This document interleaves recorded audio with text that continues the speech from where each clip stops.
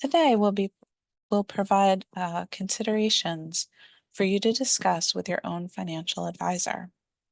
In this webinar setting, we couldn't possibly provide advice that would be applicable to your individual and unique situation.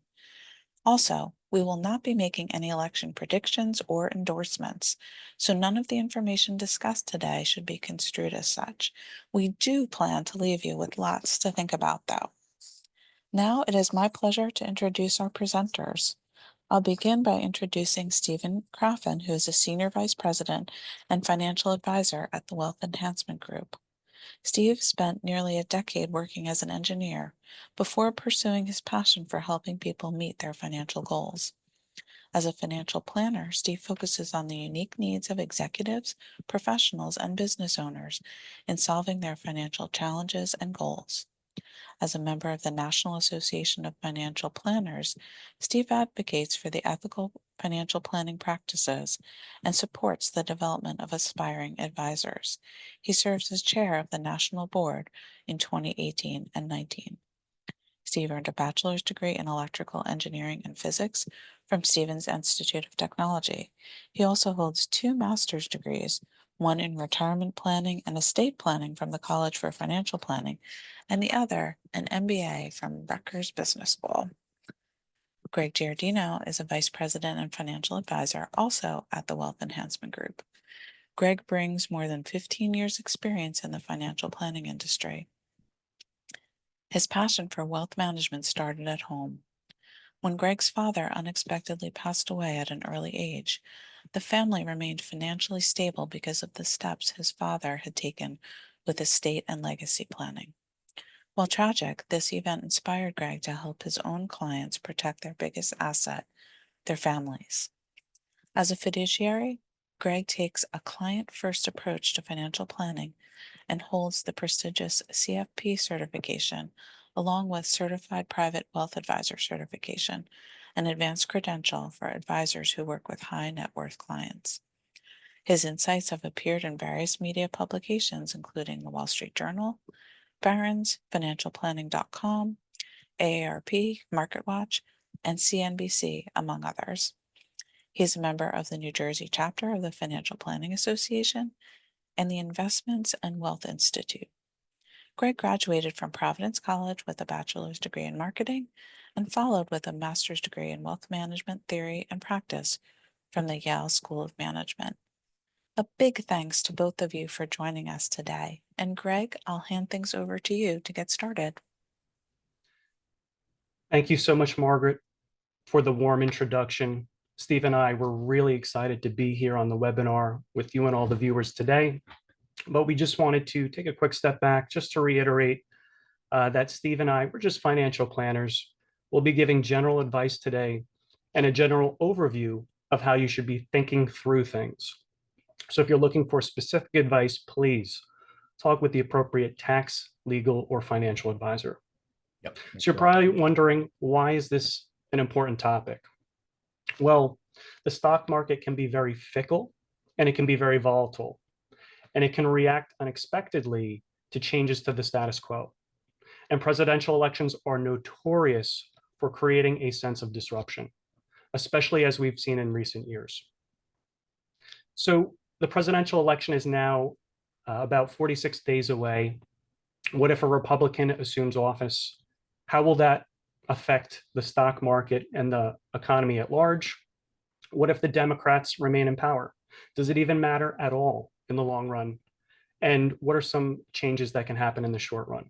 So today, what we'll try to do is give you a historical perspective first, look at some of the empirical and evidence-based data to give you some sense of how some things may shake out. And then from an investment and a tax planning standpoint, we'll give you some all-weather strategies that we can share with you so that you can implement them no matter who's in office. So let's take a little trip down memory lane. So back in 2016, we had a really tight presidential race between President Clinton and President Trump. And in this chart, you could see here, we're looking at the month of November back in 2016. So that red line that you see on the graph, that is election night on 11/8. And it looked like President Clinton was going to win. And then we got the shocking news that President Trump won on 11/8. So when that happened, the stock markets reacted. Things did not look good. The Dow Jones futures maybe dropped maybe around 800 points or so, and the Yeah, the S&P S&P 500 500. Yep. Also fell by more than 4% on election night. Yep. So things did not look good. And hours later, according to a report done by Reuters, the expectation of massive tax cuts as well as financial deregulation led to a nice rally for the end of the month. And you can see here on that graph that the S&P surged by more than 5% in the course of the month. So it just goes to show you how short-term reactions, even though it was unexpected, is not always indicative of a long-term direction.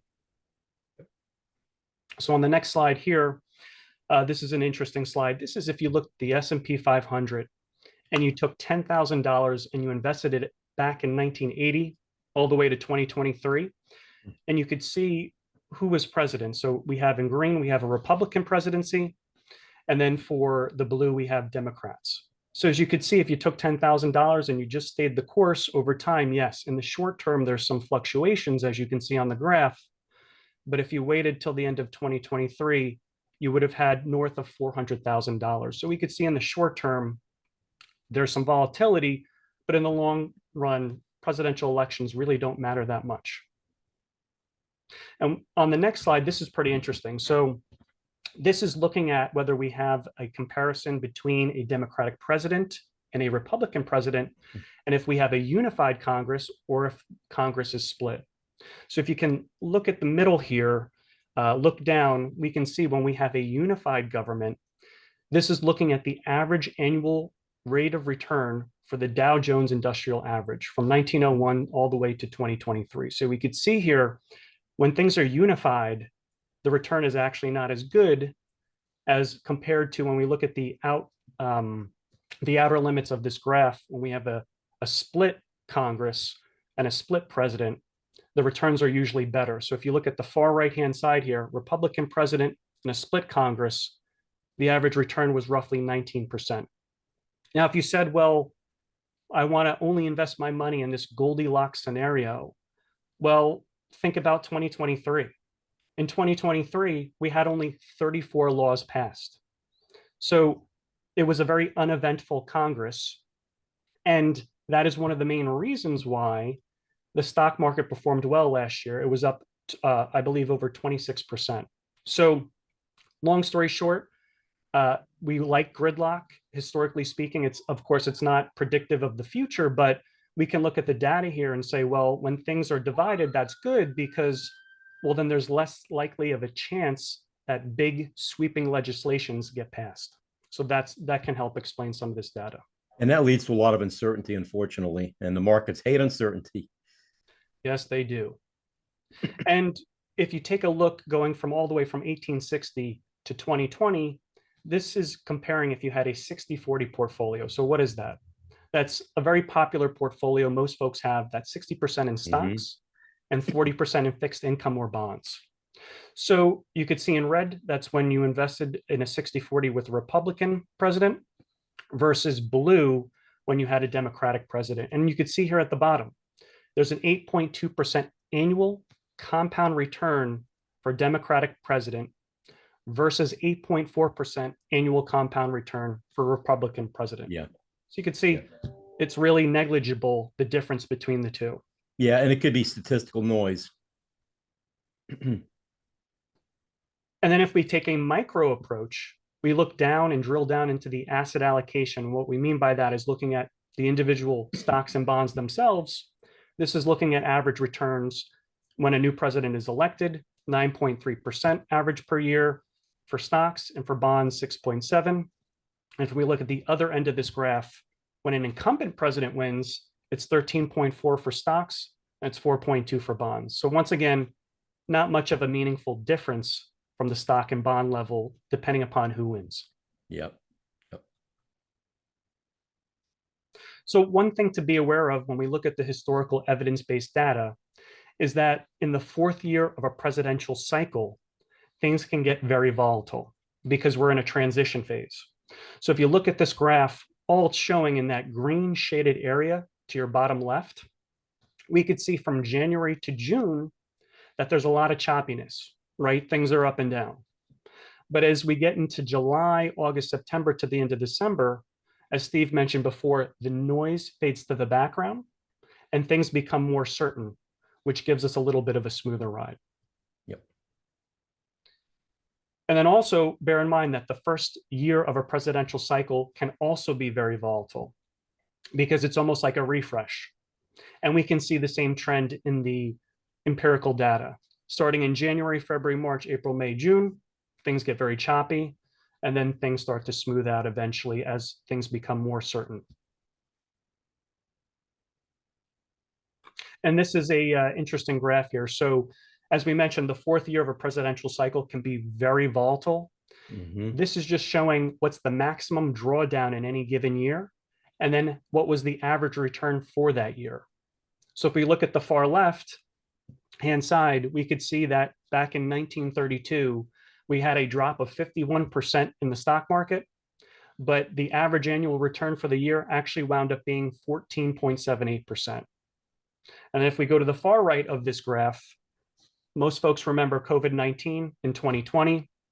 It was also when Trump was superseded by President Biden at the end of the year, and he started in 2021. And we can see during COVID, we lost about 34% in March, Right. but yet we finished the year up 16.26%. So it just goes to show you the fourth year of a presidential cycle can be very volatile, but positive returns can be had. Yeah, and I will mention that part of that drawdown was definitely as a result of COVID and the fact that so much of the economy was shut down temporarily, and also the enormous uncertainty associated with that pandemic at the time, in addition to the election. Yeah, it was a very scary time. Yep. And this is my favorite graph here. So it looks at three different scenarios. What if you only invested under a Republican? What if you only invested $10,000 under a Democrat? And what if you stayed invested and you ignored any political ties? So from 1961 to 2023, if you invested only $10,000 under a Republican, you would have wound up with $102,000 roughly in that time frame. If you invested that same amount of money under a Democrat, which is very fascinating, it would have been $505,000 after the end of 60 years. And if you just stayed invested, if you let compound interest do its thing, and you stayed in the markets, you would have had over $5 million. That is a huge difference. And just to make a comment here, I know the election is looming, and the media may or may not try to instill fear or get people to worry about what could happen if the next president is elected, no matter if it's President Trump or President Harris. But in our opinion, you have to look at the motive of the media, and their job is to get ratings, and they want to draw you in. So this kind of shows, or this clearly shows, you may not want to take your investment advice from the media. You may not want to listen to the pundits and just stick to a solid game plan. So ignore Kramer. That's right. Ignore Kramer at your own peril. So with that being said, I'd like to turn things over to Steve, who's our Chief Investment Officer here at the Atlas team, and he could talk to you more about how we think through things from an investment lens. So we never try to time the markets because, none of us know what's going to happen in the future. And, every year the Wall Street Journal would poll 40 economists. I believe they may still do that. And they would look at the end of the year to see how many were actually right in terms of who accurately predicted GDP growth and inflation. And invariably, 2 of that of the 40 be right. And when that happens, you have to say it's more reluctant skill. Nobody really understands. And so what we've seen is people who try to time the market. Firstly, we're going to have another slide that shows this. You have to make 2 correct decisions. You have to know when to get out of the market and when to go back in. And unfortunately, if you make either of those decisions incorrectly, you're really going to impact your return going forward. Now, just to tell you a quick story. We had a client back around in 2009 who's he had a reasonably diversified portfolio, but he was so terrified regarding what was happening with the market because the market was down about 35 or 36% in 2008. In the beginning of 2009, it was already down by early March about another 15%, believe it or not. And that client at that point capitulated. You might have heard that term, capitulate. He gave in, said, I want to out in the market. So unfortunately, he didn't want to listen to us. We told him to stay in, that it would recover at some point. He did get out. But what happens, though, when you have a market decline like we saw, typically the recovery is fast and furious, which means how do you decide when to get back in? And what happens if you miss those first few months? So we've studied some of the market declines and recoveries, and typically the recovery is fast and furious in the first 1 to 3 months when the recovery begins. So guess what happened to this client? After about 2 or 3 months, he noticed that the market was recovering and he wanted us to go back in. But what happened? He lost 25% return. And that because he missed a good part of the recovery, which, by the way, a lot of it occurs right at the beginning of the recovery. The recovery does continue after that, but it tends to be more recover more slowly. But it's that initial, it's almost like a rubber band snapping back. You know, you miss that rubber band snapping back, boy, you've lost that return forever. So he lost 25% return forever, you know. So in other words, what's important to understand is most bear markets last 18 months or less. And so in the middle of a bear market, you're going to hear doom and gloom. And like Greg brought up a good point about the media, you're going to hear doom and gloom for the media. They're going to tell you that all these horrible things are happening. And, you know, the stocks, in fact, I always remember Time Magazine back in, I think it was the 1970s, had a front page that said the death of equities. That's what it said on it. So you just ignore the media. The key is to stay invested. And we're going to talk about asset allocation, because that's the key, being diversified. And so asset allocation. You might have heard the term asset allocation. And so there's 2 levels to asset allocation. The first level is being diversified within an asset class. So for example, being diversified within large cap stocks, for example. The second level is having multiple asset classes, large cap stocks, mid cap stocks, small cap stocks, and developing an asset allocation that really meets your goals for the future. And, you know, it could be age-based, but it's more importantly, it should be based on your long-term goals, okay? And so you want to try to have some kind of feel for where you're headed in terms of retirement and other goals, college planning for your children, etc. So as we mentioned, just ignore the headlines related to the presidential election. Greg said that well. So here's a sample allocation, which we're not recommending, but what we do, and we're going to talk about this a little further, we don't just recommend you allocate according to the traditional 60-40 model, which is 60% large cap stocks and 40% bonds. We recommend additional asset classes. And some of these are the additional asset classes that we recommend and also use, by the way. And you may see some interesting ones you may not have heard of that we're actually going to talk about a little further. Okay. Now, we purposely didn't put the percents up here because we don't want to recommend this, but it's just a sample of, an allocation. Okay. And I mentioned again, your allocation should be based on your long-term goals. You should have an understanding of what the risk versus return characteristics of a particular allocation, what they are, and whether the amount of risk and which is measured in terms of standard deviation and volatility, whether you can withstand that volatility. And also you need to know what your cash flow needs are from your portfolio. If you're in your 20s and just starting to work, well, your cash flow needs are probably almost zero. But if you're nearing retirement, well, you may need to start to draw in your portfolio. So you may want to have a different allocation, obviously, to somebody in their 20s. Okay. Now, I'll just tell you something that's very interesting, counterintuitive. Believe it or not, studies show that you should actually be more conservative when you actually first retire, and actually consider, as you get older, increasing the growth portion of your portfolio. Now, that whole topic is room for another webinar or conversation, but quite interesting, and there's a lot of reasons for that. And in particular, it has to do with something called sequence risk, which again is topic for another conversation. And you can look it up and even Google it, and you may find some information on sequence risk. Okay. So asset allocation does matter, and there have been a couple of studies that show that 90% or more of your return is dependent upon how you allocate your assets. Okay. That other 8%, in our view, is determined by how you choose investment vehicles within each of the asset classes. Okay. So you should consider looking into modern portfolio theory and developing an allocation, or going to somebody who developed an allocation based on modern portfolio theory. And so you may or may not have heard of modern portfolio theory, but if you're a Rutgers graduate, you should have, because guess why?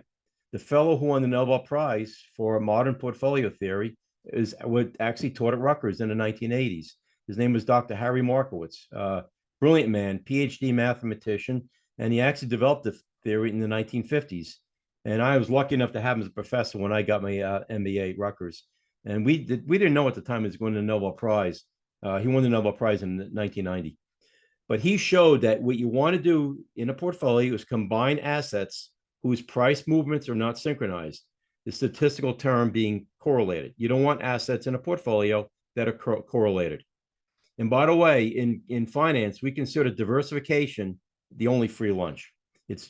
You're not paid for not being diversified in the market.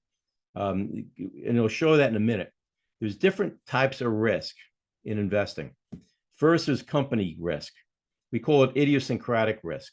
That's risk that's unique to a particular company or stock. Okay. You can diversify away from that risk entirely by having enough stocks or using an index fund. You don't want to have idiosyncratic risk. You don't want to have concentrated stock positions. We've done a lot of research in this area. It's a really dangerous place to be if you have a concentrated stock position. You don't want to have that. So we recommend index funds in most cases, unless you want to manage a portfolio of 40 or more stocks on your own. And of course, there's interest rate risk. And we saw the effect of that over the last year or two when interest rates shot up, and its effect on bonds. And it particularly affects long-term bonds and also preferred stock, by the way, and other aspects of securities within the market. Then there's also purchasing power risk. We saw that rear its ugly head 3 years ago. And that's another thing you have to be concerned about. You don't want to leave a lot of money in cash when we have high rates of inflation, because every year that cash is losing value with respect to inflation. Then, of course, you have manager risk. Manager risk is the risk from an active manager who manages a mutual fund. Somewhat ETFs nowadays, you see more active managers in ETFs, but generally they were indexed. But the problem with active managers is very few of them beat their benchmark in the long run. And it may seem that some manager apparently has beaten their benchmark for 2, 3, even 4 or 5 years.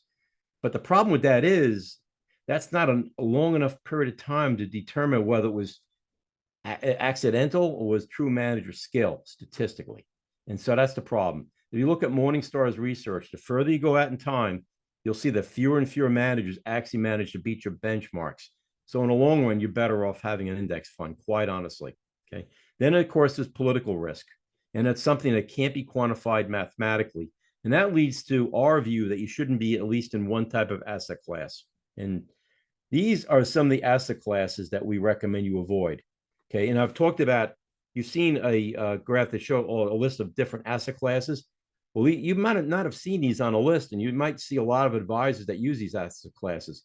We don't believe in using them, and you'll see a reason here for every one. For example, emerging markets, we don't believe in emerging markets funds. If you look at Morningstar's data, the average emerging market fund has between 27 to 35% of their holdings in countries that we don't consider particularly stable, including China. So we just think there's too much political risk there. They invest in countries that may not have stable forms of government. There's a lot of political risk here that can't be quantified mathematically. And I also call it event risk. It seems like a safe investment until something bad happens. And some of them had, by the way, stocks in Russia. And that was a huge problem when Russia invaded the Ukraine. So we recommend instead international small cap. You get a lot of the value of emerging markets in terms of that lowered correlation with the rest of assets in your portfolio, but with safer investments, because typically international small cap, those stocks are in developed countries. High yield, which we don't even consider an asset class. We don't recommend it at all. The problem with high yield is it's just a fancy name for junk bonds, bonds with a BBB credit rating or lower. We don't recommend it. And the problem with high yield is that your only real future gain on that is the coupon. They have a high rate of default typically, and also you could be subject to credit downgrades, et cetera. But you have a lot of the risk of the company without any of the potential growth you have with the equity. So why not just own the equity in a company and instead own safe bonds? We don't like corporate bonds as well. Corporate bonds become correlated with corporate stock, with stock during times of financial panic, like we saw in 2008. Instead, we recommend treasuries, municipals, and CDs. And just to back up a little bit, we recommend convertible bonds, which is a really interesting financial instrument we've been using for about 30 years. I'm not going to get into a lot of details here. We're pressed for time here, but it's a very interesting asset class. We don't recommend preferred stock. Again, you have a lot of the risk of the common stock of the company without pretty much none of the future potential growth. So why even bother with it? And also, we don't recommend long-term bonds because what happens with the yield curve, in a normal yield curve, a yield curve, of course, showing the plot of interest rates versus time to maturity, typically you see it flattening after about 10 years, 10 to 12 years. So you don't gain a lot of additional yield by going out that long, but you gain a lot of additional volatility with respect to interest rates because the longer the maturity, the greater the volatility of the bond with respect to interest rates. Here are some asset classes that are non-traditional that we do recommend, and a reason. We recommend natural resources, for example, and it proved itself 3 years ago when inflation spiked, and the return on some of the natural resources funds was phenomenal, 30 to 50% just in 1 year. Reinsurance bonds are very interesting non-traditional asset class. We do use them. We use them through a mutual fund, and the annualized return has been about 8% over the last, somewhat over 7% over the last 4 or 5 years. Private equity, now available through a couple of mutual funds, by the way, that you can get. Again, has a low correlation. By the way, most of these assets have a low correlation with other holdings that you may have in your portfolio. Private equity is very interesting. You could also have potential for high growth. Convertible bonds, which I mentioned briefly, I'm mentioning them again here. High growth, again, they exhibit a lot of the growth of the underlying stock of the company with a lot less risk than the S&P. We've seen typically 60 to 70% of the risk of the S&P, and also liquid alts. Those are hedge fund strategies, but you can get them now through ETFs and mutual funds, things like long short and event-based types of liquid alts as well. So this shows a difference here. We modeled this of a 60-40 portfolio in orange and a portfolio with additional asset classes. Now, we used all indices to model this, and it shows you the historical return of a much more diversified portfolio versus the 60-40 portfolio here. And so you can see it's really an enormous difference here. And also the other thing to consider and is also asset placement. And by properly placing assets within your portfolio based on their tax characteristics, you can actually improve your performance maybe by 25 to 40 basis points a year. So you want to put things that generate a lot of recurring income that isn't really sheltered or has some special tax classification under the code. For example, qualified dividends.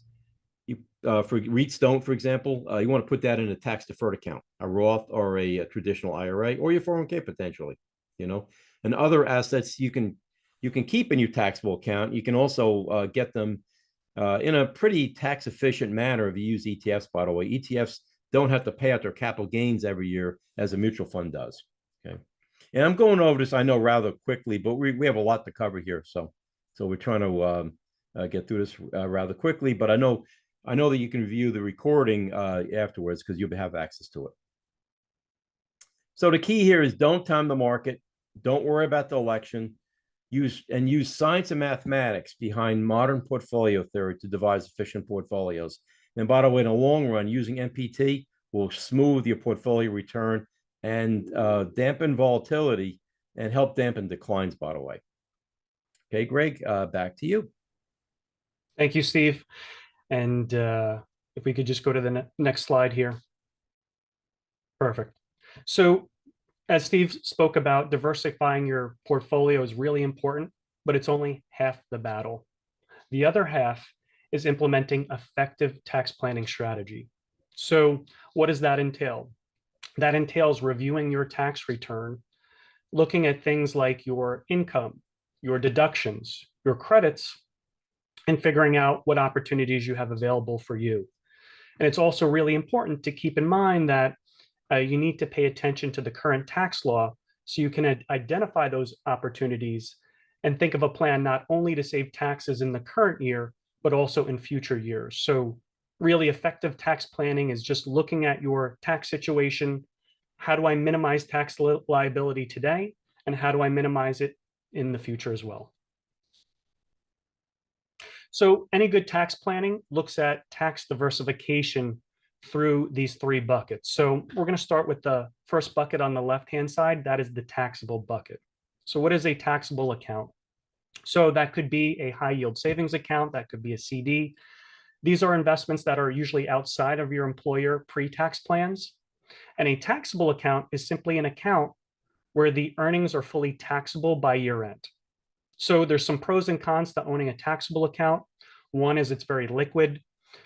Two is if you're investing in stocks and bonds and other instruments, you could have preferential tax rates at capital gains rates, right? So those are taxed at either 0, 15, or 20%, where ordinary income tax rates can be taxed as high as 37%. So that's an advantage to the taxable bucket.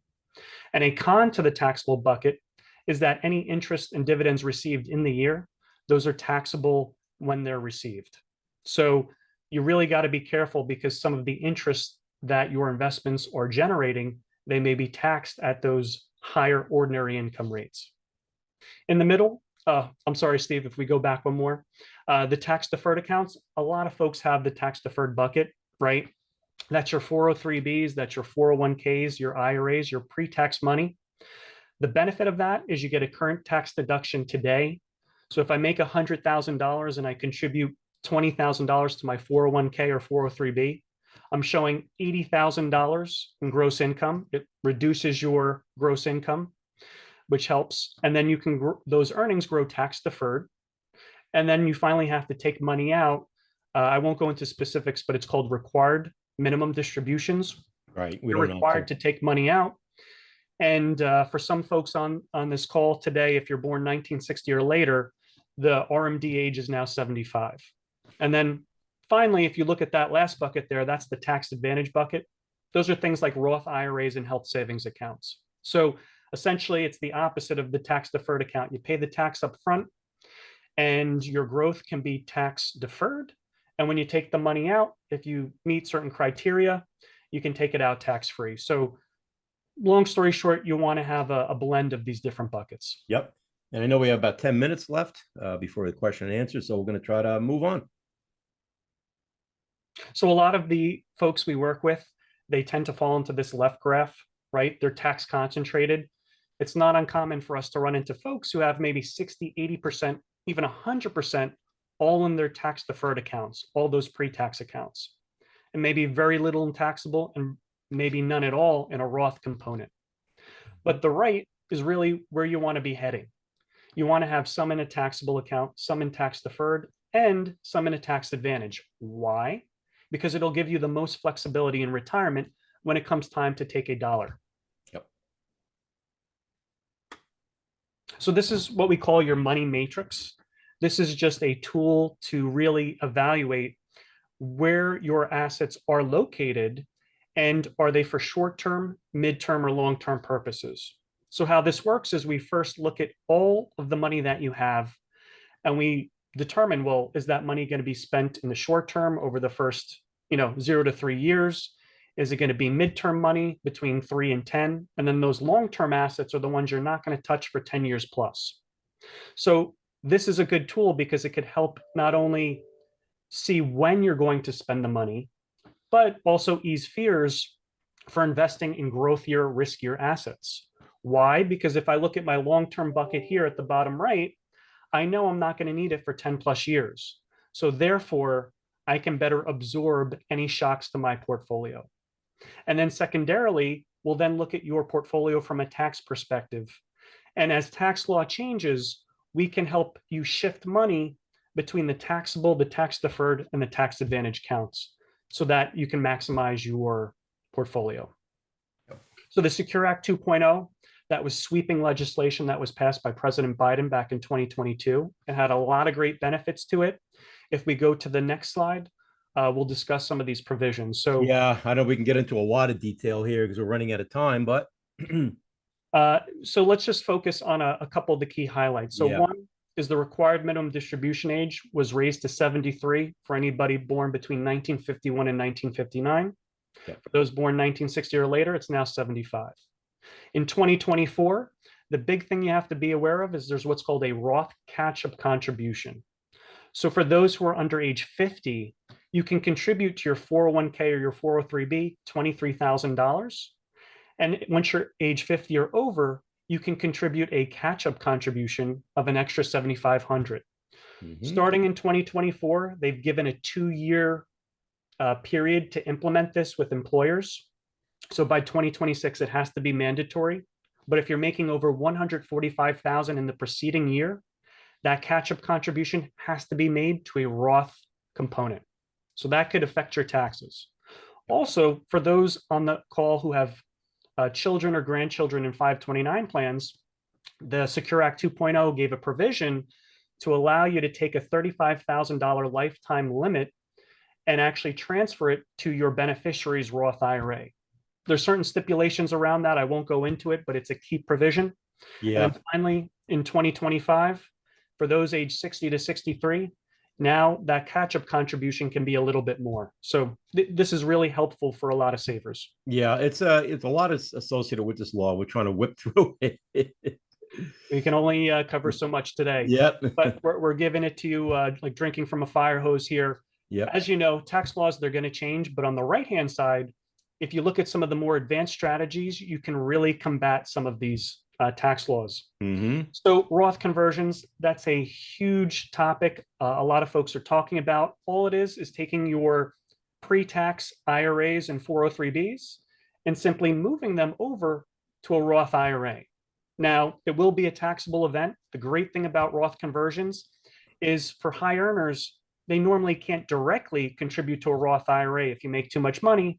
But if you do a Roth conversion, there are no income limits and there are no age limits. So that's something that could potentially save you tens of thousands, hundreds of thousands of dollars on your lifetime tax bill if they're executed right.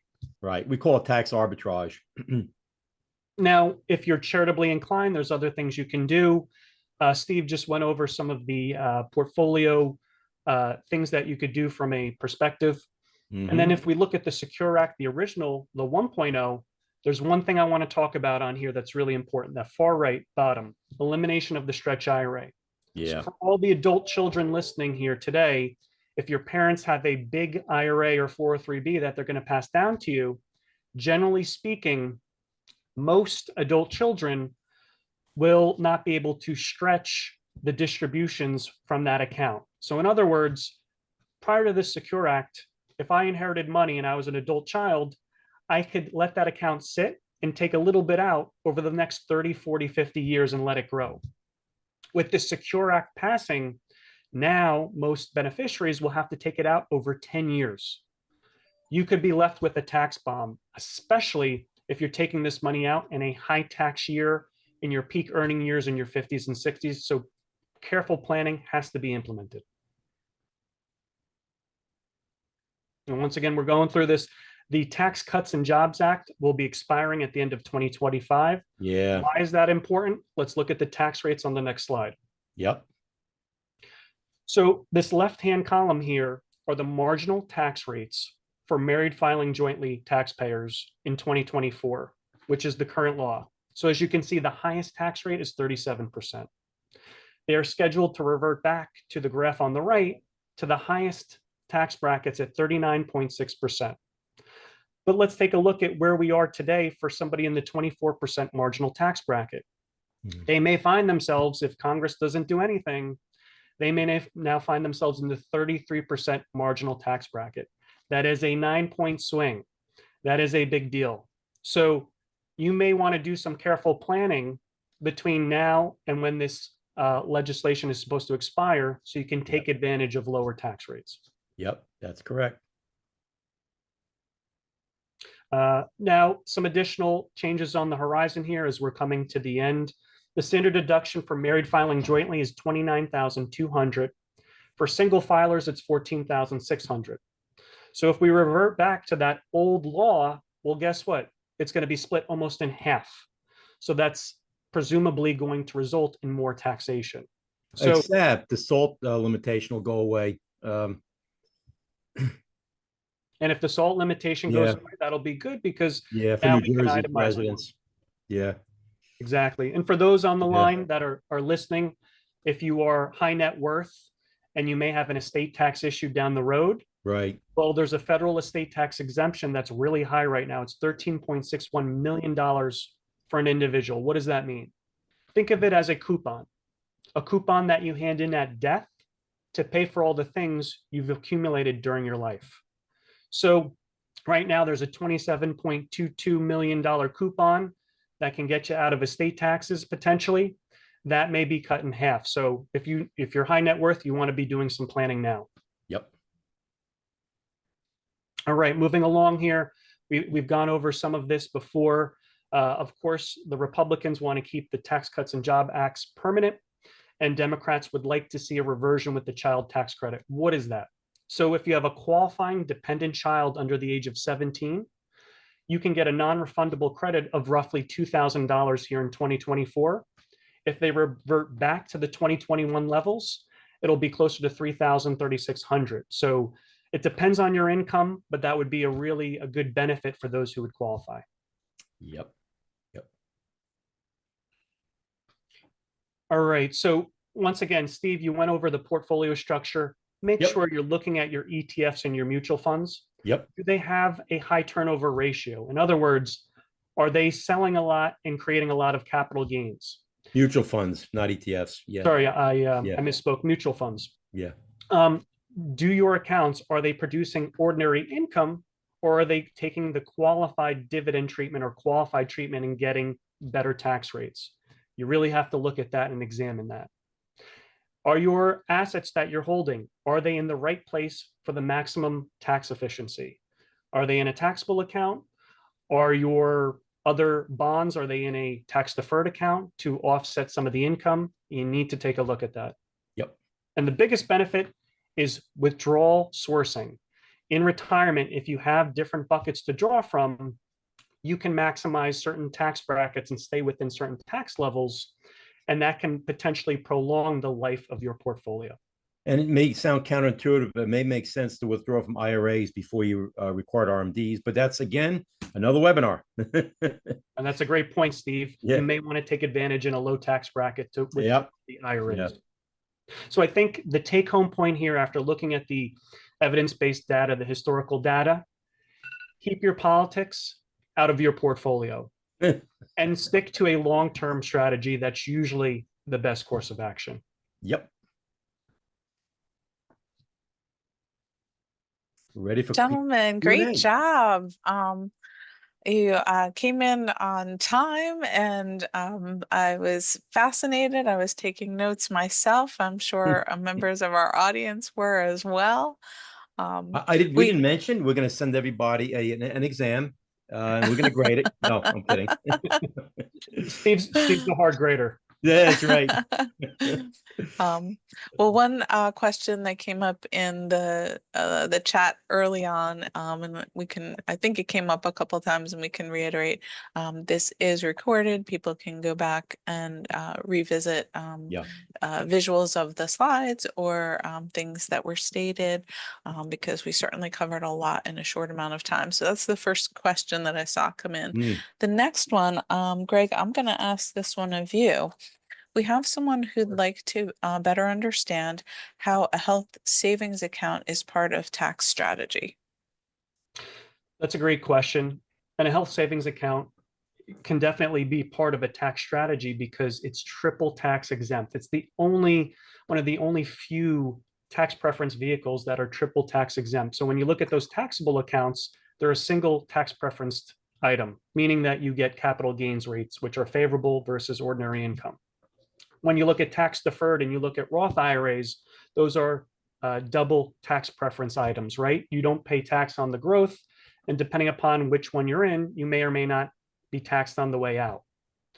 And then when it comes to the health savings account, it's the only thing that's triple tax free. So, right, it's no matter what you do itemize, you take the standard deduction, it's pre-tax going in, it grows tax deferred. And if you take it out and pay for qualified health expenses, it's also going to be tax-free. So a health savings account, yes, it's for health expenses, but you can also invest your HSA in different mutual funds and ETFs, so it can grow over time. And if you specifically use that to pay for those qualified health expenses, as opposed to taking it from your IRAs and you're being taxed at an even higher rate, that's how it could be a very robust strategy. Great, thank you. I know some of the questions, if you are able, if you're on a device that you are able to, if you can put the questions into the Q&A where they're a lot easier for me to monitor. Not sure if you realize, but on the back end, there's a lot of chat that comes in. So I have a lot of scrolling to do to find some of the questions. But we did, Steve, have a question come in about gold. Sure. How about gold as an investment? I've not seen talk about investing in gold or metals where there's a very attractive return in the last 2 decades. So we believe in investing in a broad range of commodities. And so gold can be part of it, but also we think energy should be a huge component of when you invest in commodities. And what we do use, natural resources is an asset class we use across all of our models, but we use a diversified ETF there that I think they hold 16 different natural resources, including precious metals and also agricultural products and energy. So gold can be a piece of it, but I wouldn't depend solely on gold to hedge against inflation. Because why do you want natural resources? Well, its primary use is to hedge against inflation. And gold is not always the best hedge against inflation in the long run. In the long run, it really is actually stock and also real estate mutual funds. But commodities can be a decent hedge against inflation, but I think you're better off with a broad combination of natural resources, not just gold. Thank you, Steve. That's great. And Greg, I'm going to take my chances and ask this question of you because I'm not sure what exactly this is.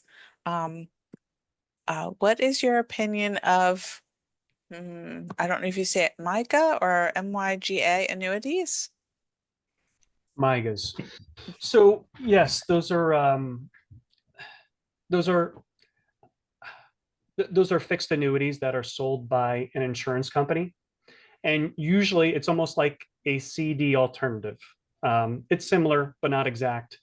So through an insurance company, you can have a multi-year guaranteed annuity that'll pay you, let's say 2%, 3%. It depends on the interest rates, but maybe for a term of 3 or 5 years. So MYGAs can be a safe place to keep your money liquid. But also keep in mind with the MYGA, right, there's very short renewal periods that can catch you off guard. So once it matures, you may have 30 days, you may have 10 days to do something else with it, similar to a CD. And just seeing human nature, a lot of times folks are not prepared on that renewal time. So that can be a con to having a MYGA. And once again, depending upon where you own the MYGA, it may not be state tax free, right? You may be paying the highest federal and state tax rates. So if I was that person, I would also examine treasury bills as well, because that's also a safe liquid place. And not only is that good, but also if you look at the state tax level, there's no state tax on treasury bills. So you may be able to save an extra 6, 7, 8, 9 cents on the dollar if you're in a high tax state like New Jersey. So I think MYGAs can be good. It depends on the scenario, of course, but just be aware of some of the cons of a MYGA. Great. Steve and Greg, one question that came in via the chat was a request of how to touch base with you after the call. I will note to everyone that contact information was provided at the very beginning slides, and the slides, from when I was introducing our presenters on, did contain that information. But do you each want to quickly say the best way to reach you? Sure, you can send us an email.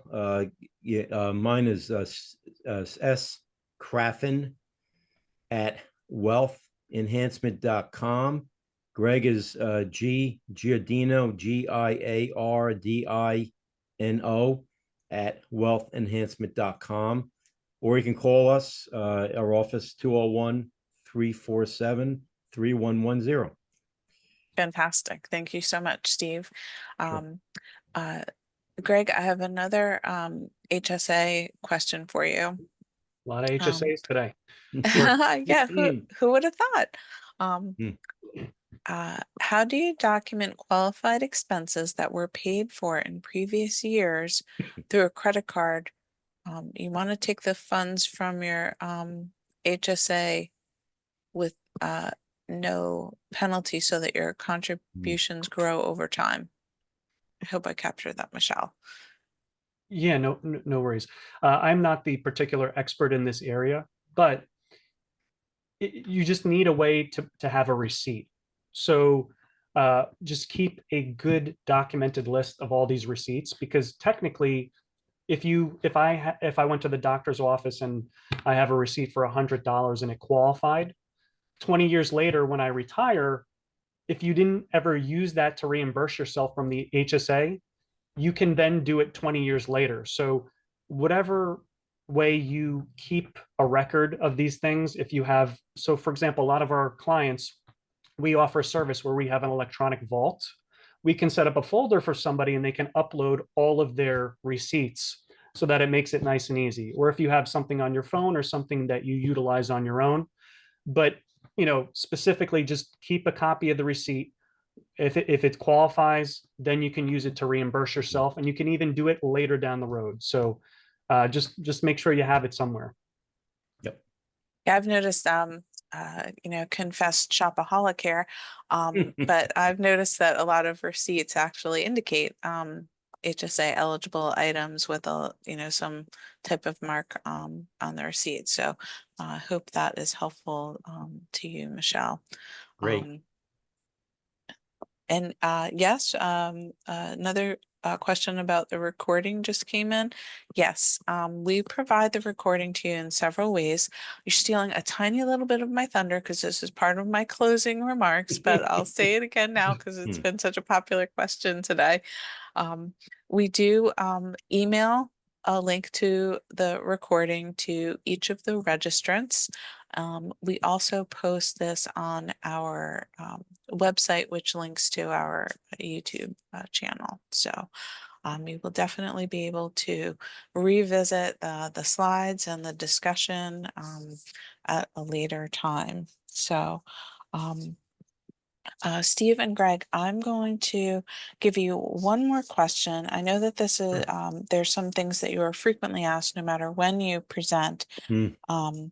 And I'm going to ask one of those questions as our closer.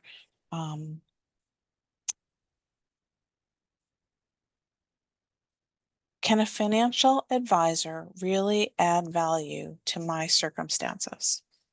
So that's a great question. And of any financial advisor you hire, you want to make sure they're adding value, obviously, to your circumstance. Otherwise, you don't want it to just be a cost. There needs to be some benefit. So, well, I want to quote a study that I think it was done by Vanguard that said, at least from the investment viewpoint, now the financial planning is a different topic, but from the investment viewpoint, Vanguard came out with a study that showed that advisors can add advantages to your portfolio management in several areas. One was tax management, which we talked about. If the advisor properly helps tax manage your portfolio, could be 25 basis points. Rebalancing, we didn't mention rebalancing. That could add another 25 to 50 basis points a year. And it is a list of them. But what was really interesting about it, 150 basis points, which is 1.5% per year. They estimate, this is Vanguard, mind you, not us. Their study, you can Google it, the studies on the internet, came from the fact that advisors will help you with the behavioral characteristics of your portfolio, will help you stop making emotion-based decisions. We're very unemotional about the markets. We don't let our emotions ever affect our decisions. That alone can add 1.5% to your potential return, not letting you make emotion-based decisions, which is actually pretty impressive. Now, it doesn't accrue every year. It may be bunched up. but the Vanguard's averages are almost about 3% a year. So the average advisor might charge 1% a year to manage your portfolio, but if they're adding 3% of value, so perhaps it's a couple percent of your benefit. And that's based on studies. We're not making this up. So Just to add to that, Steve, yes, we're a little bit biased here. I would give an emphatic yes. I think we can definitely dramatically change someone's life, and also from an yes, emotional yep, perspective, also provide confidence and take anxiety and worry away. I think we can have a tremendous impact.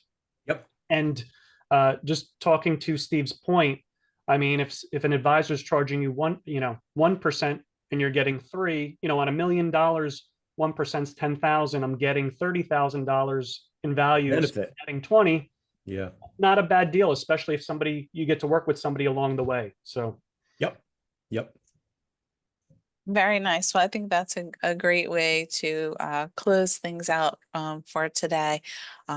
Steve and Greg, I want to thank you so much for your time and for helping all of us to consider ways to avoid investment pitfalls in our own financial plans. As promised, you definitely gave us lots to think about and to discuss with our own financial advisors. I want to thank our audience for their enthusiastic participation and providing lots to discuss during Q&A. And I will mention that our RBS webinars take place monthly on Fridays at noon Eastern Time. And for more information, you can visit our webpage. And I think my next slide, Steve, might show some information about that. Oh, sorry. Oh, one more. There we go. Okay, perfect. So for more information, you can always visit our webpage, but here is how you can see recordings of our previous webinars and then a calendar of forthcoming webinars.